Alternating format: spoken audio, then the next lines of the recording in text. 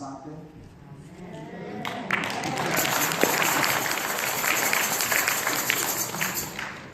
Pastor Paul and Eunice Rakua Marapiki Mazuri.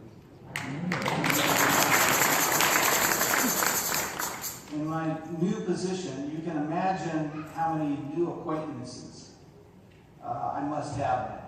They've never met me, but they're my friends. But Pastor Paul and Eunice Umekua Marafiki Wakuri.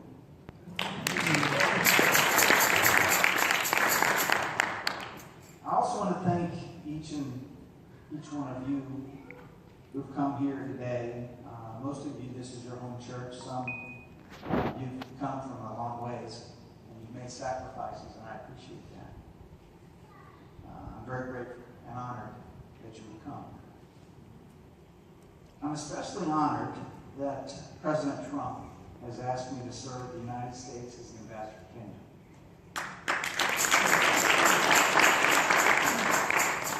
It is a special honor for Victoria and me to go back home to the country where our family began serving 30 years ago in Tarakanini.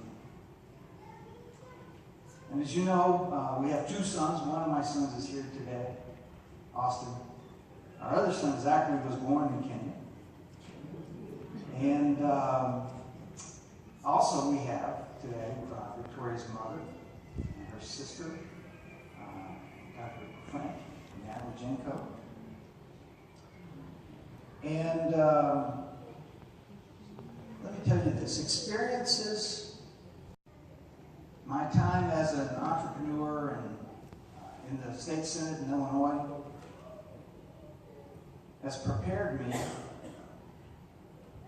for this important assignment. But let me be very clear.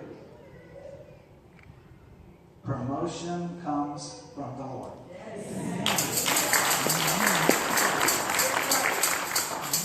Proverbs 20:24 says, a person's steps are directed by the Lord. How then can anyone understand their own way?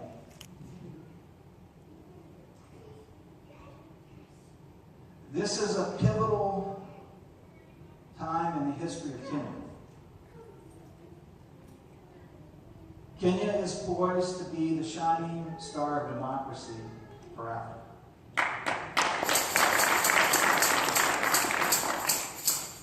The United States will continue, and I promise you this, they will continue to be Kenya's best ally, showing the generosity of the American people. However, this must be done with dignity and respect on the road to self-reliance.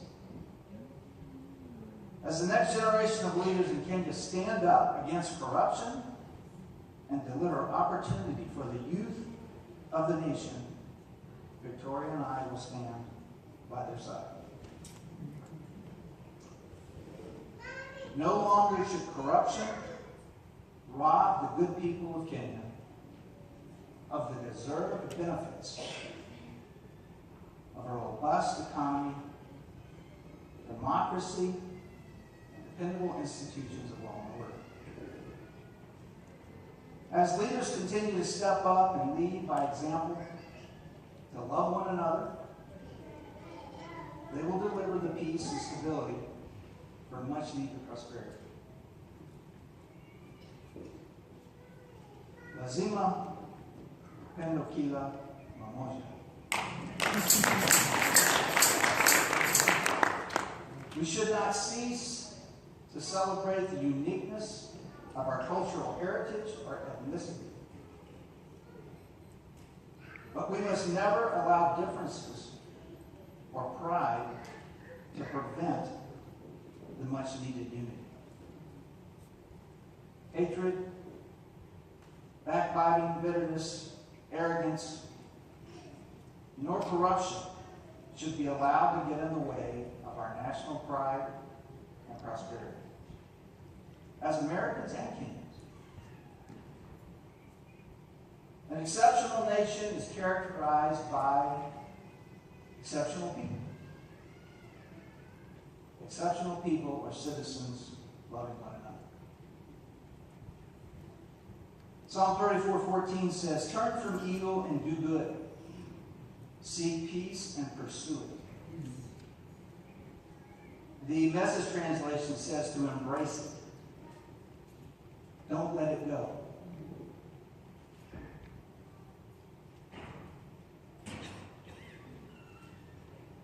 From Psalm 29:11,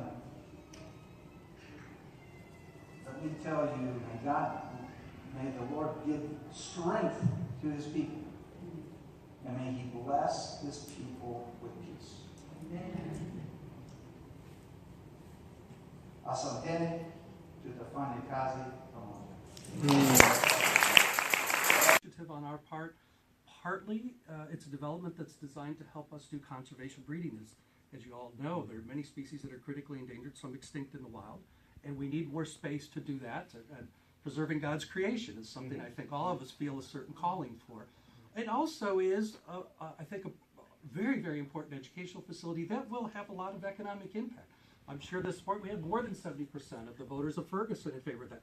If you think that their sales tax crazy, please understand that less than 35% voted yes for the gas tax. So they know what this means. And I think people in Florissant, at Spanish Lake, Blackjack, all of these different communities understand what it means from an educational point of view and from an economic development point of view. So I'm very proud to be with Dr. Cranston here, and David is here someplace. We have Kayla and David.